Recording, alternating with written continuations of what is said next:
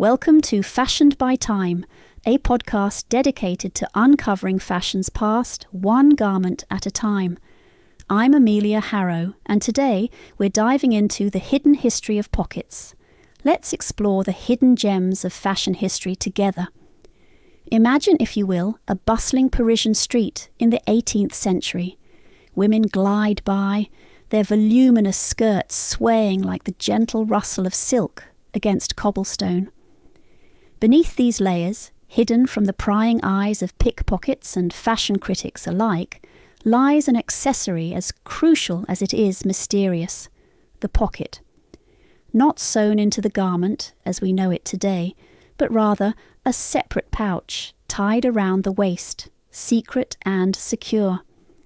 This glimpse into the past sets the stage for our exploration of pockets, an often overlooked yet fascinating element of fashion that has evolved over centuries to reflect the shifting sands of cultural norms, gender roles, and economic change. The pocket's journey through history is a narrative interwoven with tales of practicality, autonomy, and even rebellion. In medieval Europe, both men and women wore pouches that hung from belts, a sign of practicality in a world where carrying one's possessions was as necessary as it was symbolic. These early pockets were utilitarian and unisex, a reflection of a simpler time when function took precedence over form. But as we step into the Renaissance and beyond, fashion begins to delineate the genders more distinctly. Men's clothes evolved to include sewn-in pockets, while women's pockets remained separate, hidden beneath layers of skirts and petticoats, a subtle yet telling distinction that mirrored societal expectations of the time. The 17th and 18th centuries tell a story of pockets as a silent form of rebellion.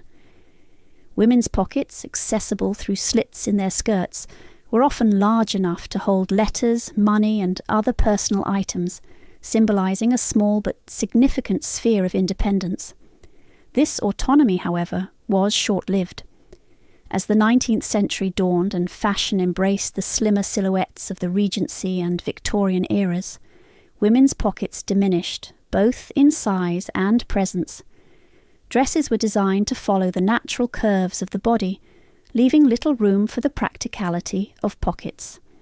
Instead, the reticule, a small decorative handbag, emerged, epitomizing a shift towards aesthetic over utility.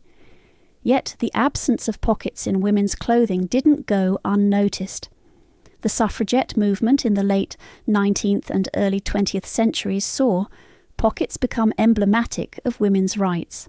Fashion icons and designers like Coco Chanel began to challenge norms, incorporating pockets into women's trousers and jackets, subtly advocating for equality and practicality in fashion. Pockets became a symbol of emancipation, a quiet yet powerful protest stitched into the seams of garments. As we trace the thread of pockets through to modern fashion, it becomes clear that these small, often underestimated compartments are much more than mere fabric.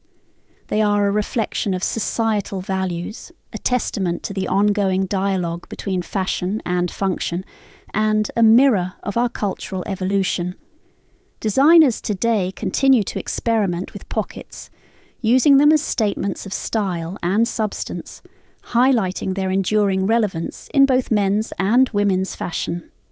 Thank you for joining me on Fashioned by Time. I hope today's journey through the hidden history of pockets has sparked your love for vintage style and timeless trends. Stay curious, and remember, history never goes out of style.